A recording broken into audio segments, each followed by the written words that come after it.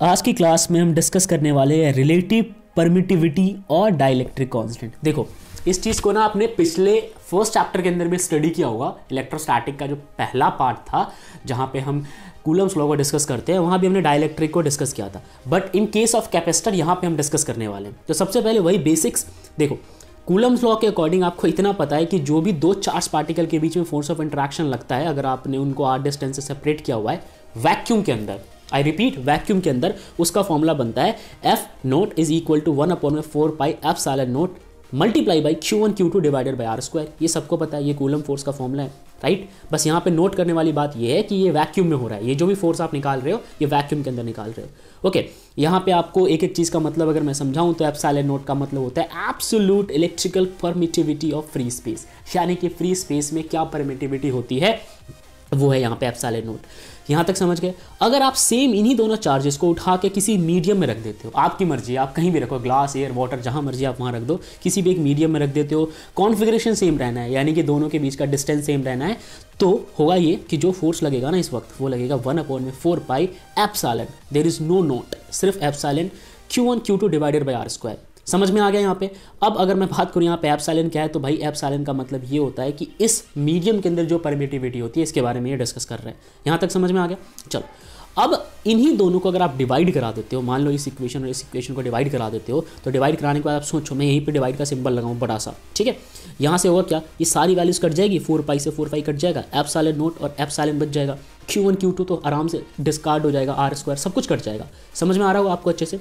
अब ये वाली वैल्यू क्योंकि अपॉन में तो ये ऊपर चला जाएगा और ये नीचे आ जाएगा।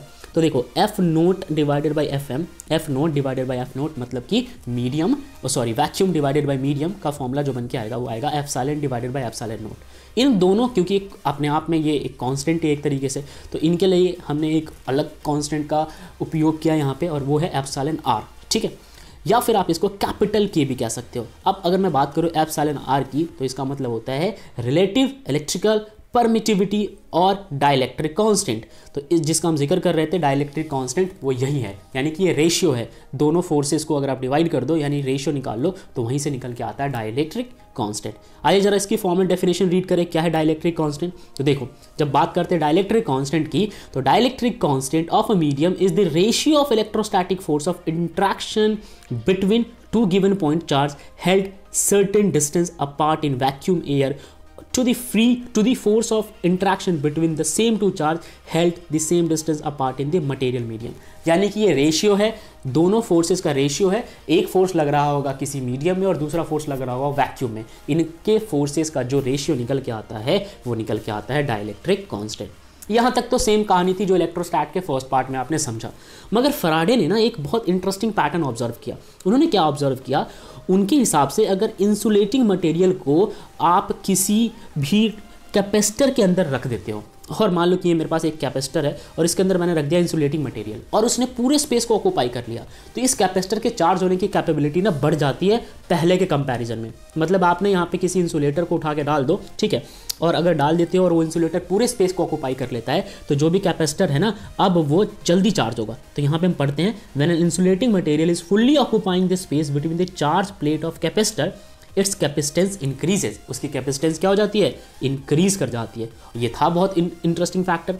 तो देखो the factor by which capacitance is multiplied, तो कुछ अगर इंक्रीज हुआ है तो कोई ना कोई यहाँ पे इसको मल्टीप्लाई कर रहा है, उसकी एबिलिटी को मल्टीप्लाई कर रहा है। तो जो भी फैक्टर इस कैपेसिटेंस को मल्टीप्लाई कर रहा है वो डिपेंड करता है कि भाई किस तरीके का, कैसे नेचर का आपने डाइलेक्ट्रिक इंट्रोड्यूस किया है। अब यार डाइलेक्ट्रिक तरीके से उसी इंसुलेटिंग को मान लो, जो भी इंसुलेटिंग मीडियम आपने उसमें डाला हुआ है। समझ में आ गया यहाँ तक? ओके, जितना बढ़िया आपके पास डाइलेक्ट्रिक होगा उतनी ही जल्दी आपकी कैपेसिटेंस की वैल्यू इंक्रीज करेगी, and is called relative electrical permittivity. और इसी को हम कहते हैं रिलेटिव इलेक्ट्रिकल परमिटिविटी। और यहाँ पे देखो यही तो है अपना रिलेटिव इलेक्ट्रिकल परमिटिविटी, मतलब कि उस कैपेसिटर के बीच में जो भी आपने इंसुलेटिंग सब्सटेंस डाला था वही आपका यहाँ पे डाइलेक्ट्रिक का रोल प्ले कर रहा है। तो डाइलेक्ट्रिक और वो इंसुलेटिंग सब्सटेंस में कोई डिफरेंस नहीं है, वही मल्टीप्लाइंग फैक्टर का रोल प्ले कर रहा है। तो ये सारी बातें आपको समझ आ गई।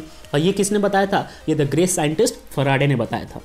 आगे बात समझ में यहाँ तक। तो अगर आप चाहो तो इस के को ना, जो आपका यहाँ पे डाइलेक्ट्रिक कांस्टेंट है, उसको कैसे लिख सकते हो, के को आप चाहो तो ऐसे लिख सकते हो कि जो कैपेसिटेंस है कैपेसिटर का with dielectric between the plate, यानी कि अब जो नया कैपेसिटेंस आया, मान लो कि ये हमारे पास कैपेसिटर है, इसका जो नया कैपेसिटेंस आया है उस डाइलेक्ट्रिक को इंट्रोड्यूस करने के बाद उसको डिवाइड कर दो जो इसका पहले से कैपेसिटेंस था, तो उन दोनों को अगर आप डिवाइड कर दोगे तो ये मेरे पास के की वैल्यू आ जाएगी, राइट। तो यहाँ पे हमारे पास वही है कि भाई जो कैपेसिटेंस अब आपने इसके अंदर कोई डाइलेक्ट्रिक पुट किया, ठीक है, उसके बाद जो भी कैपेसिटेंस की वैल्यू है डिवाइडेड बाई जो पहले से कैपेसिटेंस की वैल्यू थी। यहाँ तक समझ आ गया।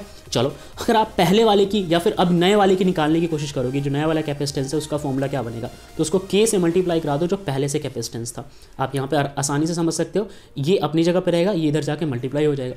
आई होप आपको ये बातें समझ आ रही होगी। चलो अब इस के को हम चाहे तो ई आर भी लिख सकते हैं ना, एक ही बात है, परमिटिविटी रिलेटिव परमिटिविटी होती है, ठीक है।